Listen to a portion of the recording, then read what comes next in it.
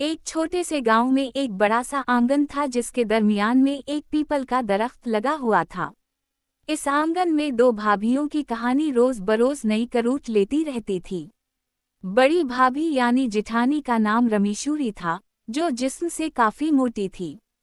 चलते हुए सांस फूल जाती, मगर जबान चलती थी तो रुकने का नाम नहीं लेती थी। घर की हर बात में इसका दखल, हर काम पर इसकी राय, और हर बहस में आखिरी जुमला हमेशा उसी का होता। दूसरी तरफ छोटी भाभी यानी देवरानी का नाम गोरी था। नाम की तरह गोरी चटी, दबली पतली, नाजुक सी, मगर अकल में तेज और दिल की साफ। रमेशूरी को इसकी ये पतलापन बिल्कुल पसंद नहीं था। वो हमेशा तना देती, अरे गोरी, तुम तो बस हुआ के झान कैसे उड़ जाओ, घर का काम कैसे करती हो। गोरी मुस्कुरा कर कहती, जिठानी जी, काम में दम हो तो जिस्म में चर्बी नहीं चाहिए। रमेशूरी नाक चढ़ाती, हो ना, ये नई नस्ल की बातें हैं। हमारे वक्त में औरत जितनी भारी, इतनी इज्जतदार समझी जाती थी। घर में सास भी थीं, जिन्हें सब अम्मा कहते थे। अम्मा के दोनों बेटे शहर में काम करते थे। कभी महीने में आते तो दोनों भाभियां उनके सामने अपनी खूबियों के कसीदे पढ़तीं। रमेशूरी कहती, मैंने पूरा घर संभाला है, ये गोरी तो बस आईने के आगे बैठी बाल सनुरती रहती है। गोरी मुस्कुराती और खामोश रहती, मगर अम्मा सब कुछ देखती थीं। इन्हें मालूम था कि गोरी सुबह से शाम तक काम में लगी रहती है, बस बात कम करती है। एक दिन अम्मा ने दोनों को बल्ला कर कहा, देखो बहू, अब मैं बूढ़ी हो रही हूँ। घर की जिम्मेदारी तुम दोनों पर है, मगर देखना, दिलों में मैल ना आने पाए। घर तभी चलता है जब दिल साफ हूँ।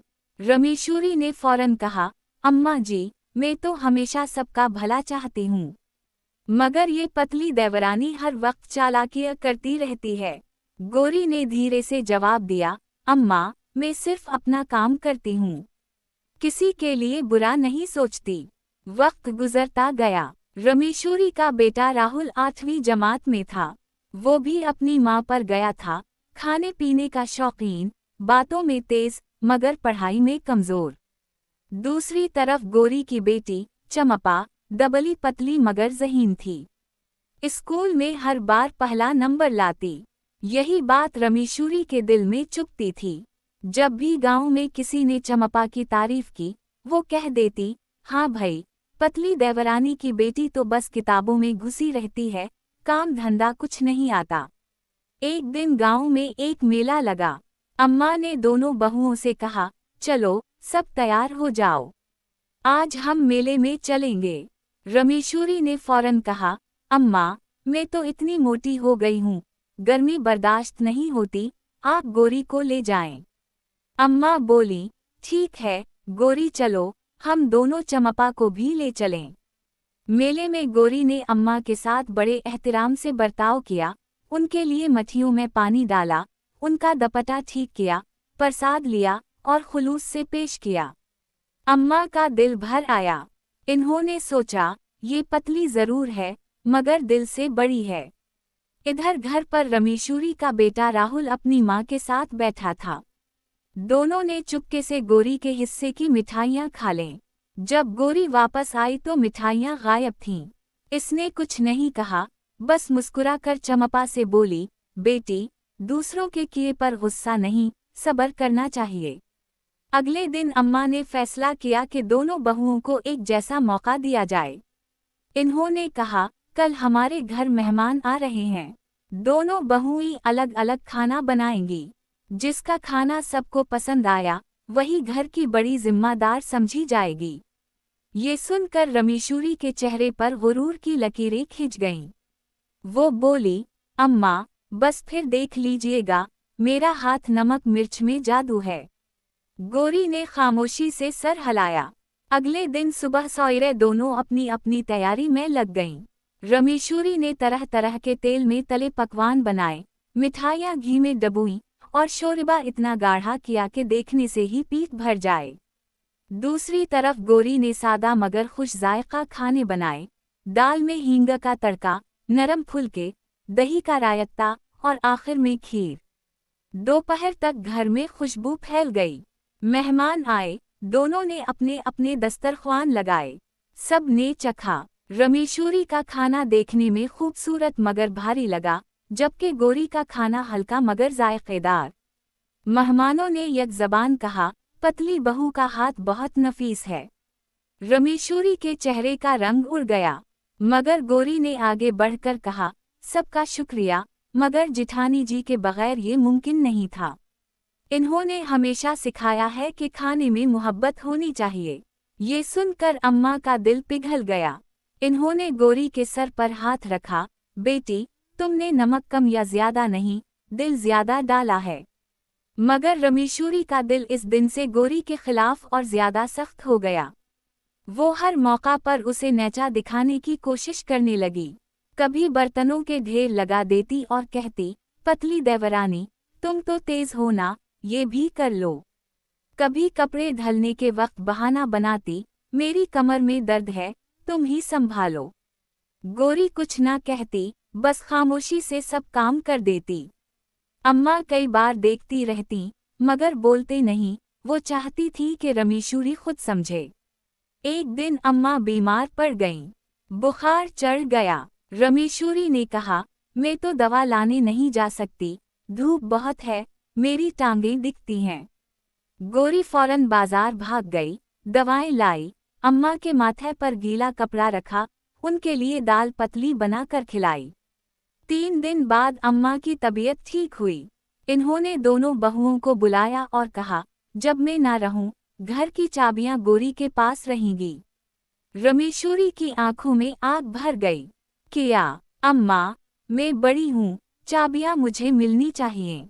अम्मा ने नरमी से कहा, बेटी, बड़ी तुम हो, मगर जिम्मेदारी निभाने का हुनर गोरी में है।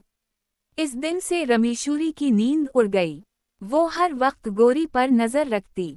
एक दिन उसने सोचा कि गोरी की सारी नेकी का भांडा फोड़ दिया जाए।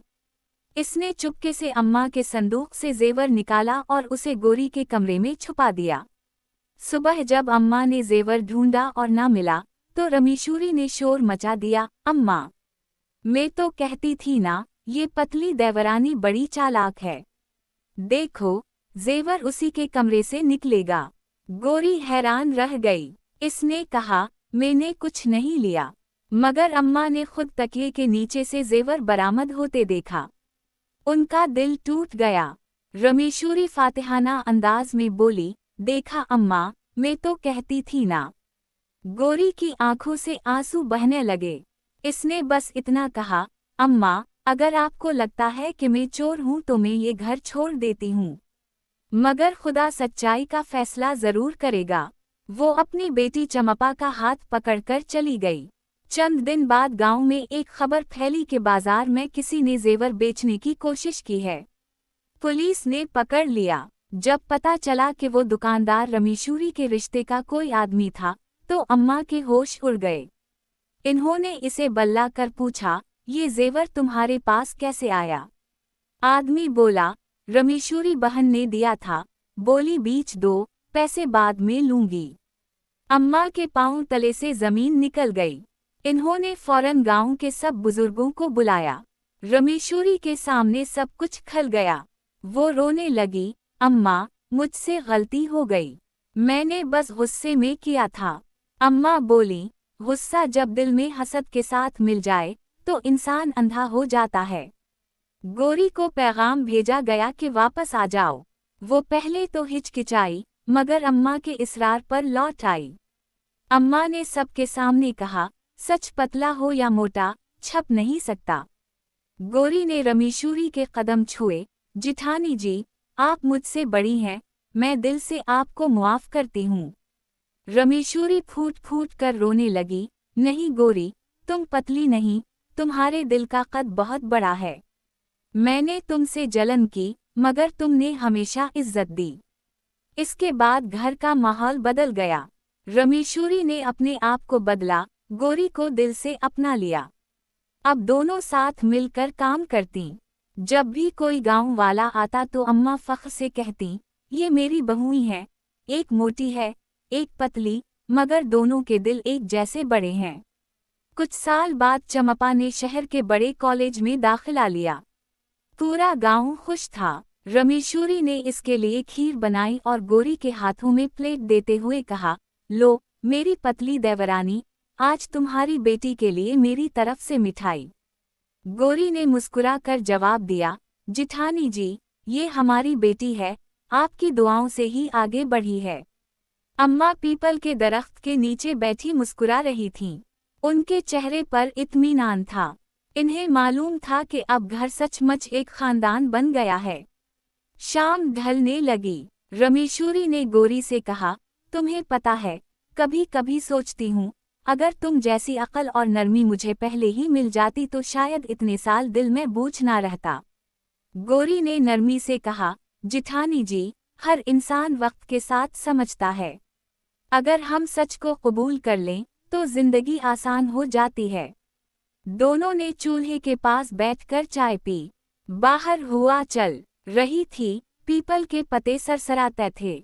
घर के अंदर अम्मा ने धीरे से कहा, अब पतली देवरानी और मोटी जिठानी नहीं, बस मेरी दो बेटियां हैं। रात गहरी हुई, चिराग जल उठे। रमेश्वरी ने गौरी के कंधे पर हाथ रखा, अब से हम दोनों एक दूसरे की ताकत हैं, कमजोरी नहीं। गौरी ने मुस्कुरा कर कहा, जी जिठानी जी, अब कोई फर्क नहीं पड़ता कि कौन पतला है और कौन मोटा। असल बात दिल की है।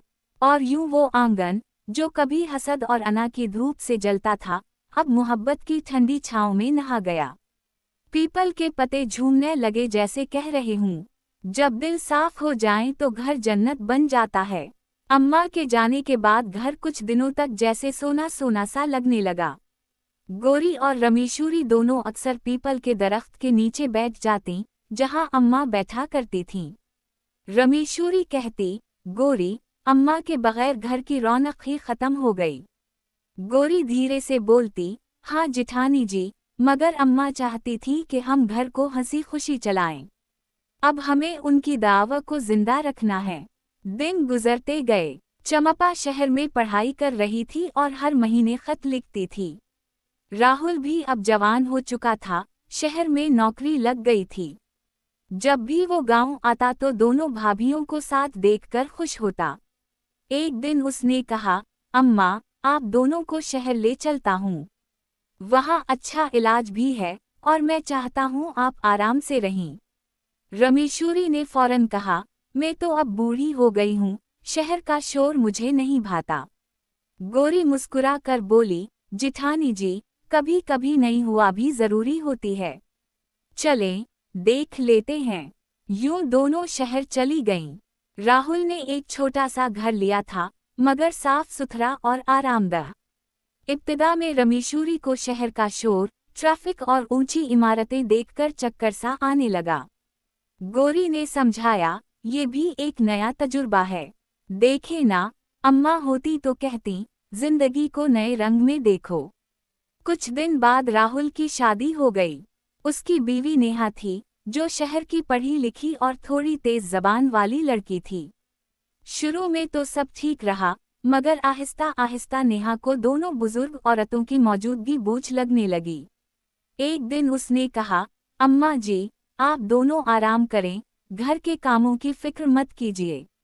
आजकल हर चीज ऑनलाइन आ जाती है, खाना भी। रमेश्वरी चौंक कर बोली, ऑनलाइन खाना?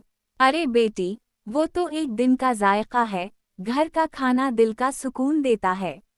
नेहा ने बात टाल दी, मगर उसके लहजे में गुरूर साफ झलक रहा था। गौरी सब कुछ खामोशी से बर्दाश्त करती रही। वो जानती थी कि वक्त के साथ नेहा खुद समझ जाएगी। वो अक्सर रमेश्वरी से कहती, जिठानी जी, नई नस्ल का अपना अंदाज है, हमें बर्दाश्त से काम लेना होगा। रमेश्वरी कभी कभार भड़क उठती, हाँ, मगर बर्दाश्त की भी हद होती है। अगर अम्मा होती तो देखती, कैसे समझाते उसे। एक दिन बारिश बहुत तेज हो रही थी। नेहा दफ्तर से वापस आ रही थी कि फिसल कर कीचड़ में गिर गई। जब वो घर पहुंची तो पूरा भीगा हुआ थी। दरवाजा खोलते ही गौरी दौड़ कर आई, तौलिया लाई और रमेश्वरी ने चादर ओढ़ा दी। नेहा रो पड़ी, मैं आप दोनों से कितनी बदतमीजी करती रही और आप लोग अब भी मेरा ख्याल रख रही हैं। रमेश्वरी ने हंसते हुए कहा, बेटी, हम अम्मा की बहुएं हैं। गुस्सा आए तो दिल में रख लेते हैं, मगर मोहब्बत छप नहीं सकती। गौरी ने कहा, घर वही होता है जहां माफी रहती है। इस दिन के बाद नेहा का रवैया बदलने लगा। वो गौरी और रमेश्वरी से प्यार से पेश आने लगी, उनके काम में हाथ बटाती, उनकी बातें सुनती। एक शाम वो तीनों साथ बैठी चाय पी रही थीं। नेहा ने कहा, अम्मी, मैं सोचती हूँ आप दोनों की कहानी पर अगर कोई फिल्म बने तो क्या मजा आ जाए। रमेश्वरी ने हंसते हुए कहा, फिल्म? अरे हम तो गांव की औरतें हैं, फिल्म में क्या काम हमारा। गौरी बोली, फिल्म नहीं, सबक है ये कहानी। चंद हफ्तों बाद चंपा छुट्टियों पर घर आई। अब वो बड़ी हो गई थी, एतमाद भरा लहजा और आंखों में चमक। इसने कहा, अम्मा, कॉलेज में मैंने आप दोनों पर मजमून लिखा है, दो नस्लों का संगम। उस्ताद ने कहा, तुम्हारी माँ और जेठानी का रिश्ता सीखने के काबिल है। रमेश्वरी ने खुश होकर कहा, अरे वाह, ये तो हमारी इज्जत बढ़ गई। गौरी ने नरमी से कहा, हमारी नहीं जेठानी जी, अम्मा की तरबियत की। अब घर में रोज हंसी गूंजती थी। सुबह दोनों चहल कदमी को जाती। रमेश्वरी हाँफती मगर हंसती रहती, देखो गौरी, तुम्हारे साथ चलकर मैं भी पतली हो जाऊं। गौरी हंसती, नहीं जेठानी जी, आप पतली नहीं, प्यारी हैं। एक दिन राहुल ने कहा, अम्मी, मैंने सोचा है हम सब मिलकर गांव चलें। वहां अम्मा का उर्स करीब है। ये सुनकर रमेश्वरी और गौरी की आंखें नम हो गईं। दोनों ने एक दूसरे का हाथ थामा। गांव पहुंचकर वही पुराना आंगन, वही पीपल का दरख्त, वही हुआ, सब जैसे अम्मा की याद दिला रहा था। रमेश्वरी ने दरख्त के नीचे हाथ जोड़कर कहा, अम्मा, देखो, आपकी बहुएं अब एक दिल हो गई हैं। गौरी ने धीरे से कहा, और ये सब आपकी दुआ से हुआ। चंपा ने माँ का हाथ थामा, अम्मा, मैं अब ये आंगन हमेशा आबाद रखूंगी। आप दोनों की कहानी में मोहब्बत का जो सबक है, वो मैं अपनी जिंदगी में ले जाऊंगी। अम्मा की तरह पीपल के पत्ते झूमने लगे, जैसे वो भी दुआएं दे रहे हूँ। रात को सब छत पर बैठे थे। चांदनी फैली हुई थी। रमेश्वरी ने कहा, कभी सोचा भी नहीं था कि मेरी पतली देवरानी मेरी सबसे बड़ी ताकत बन जाएगी। गौरी ने हंसते हुए कहा, और मैंने कभी नहीं सोचा था कि मेरी मोटी जिठानी मेरे दिल की सबसे नरम जगह बन जाएगी। राहुल ने कहा, अम्मी, अब कोई फर्क नहीं रह गया। आप दोनों एक दूसरे के बगैर नामुकम्मल हैं। सब हंस पड़े। हुआ में ठंडक थी, पीपल के पत्ते सरसरा रहे थे, जैसे कह रहे हूँ, जिस घर में दिल साफ हूँ, वहाँ कभी अंधेरा नहीं रहता। और यूं पतली देवरानी और मोटी जिठानी की कहानी मोहब्बत, सब्र और माफ़ी के इस मकाम पर आकर मुकम्मल हुई, जहाँ दुश्मनी का साया भी रोशनी में बदल गया।